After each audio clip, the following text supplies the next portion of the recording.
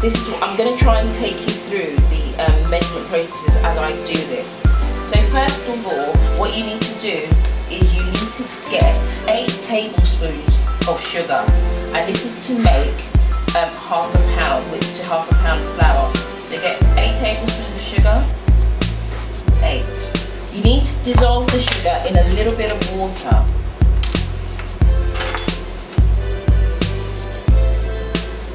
I would say start with 4 tablespoons of water first, just so we can dissolve the sugar.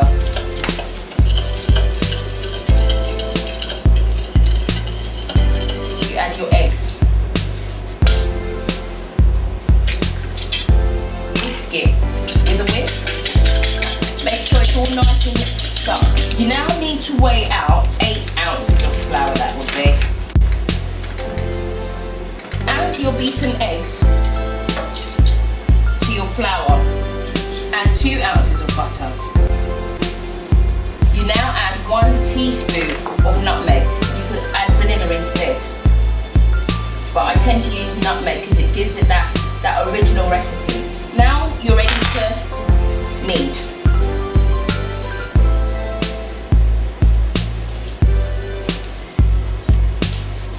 Add some flour as you go along.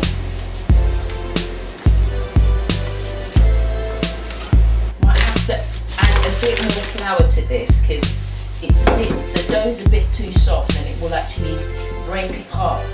Now that's a much better consistency. And what I'll do is I'll just lightly sprinkle some flour on my worktop. Knead this with a lot of care.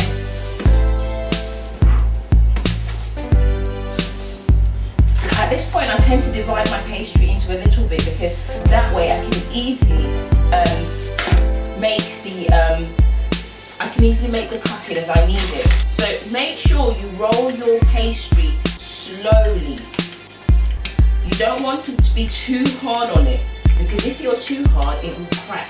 To get an average size chin chin, what you need to do is you even need to roll it quite flat. Because you're using self-raising flour, it will puff up.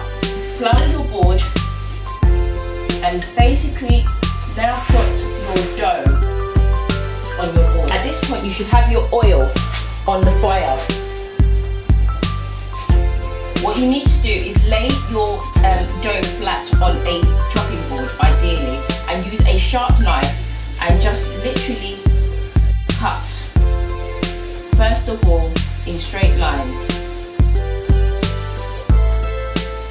I don't need any other trays or anything like that to go into it.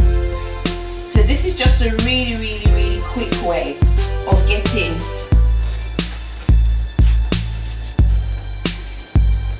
your pieces of chin chin. You do the same thing again across like this.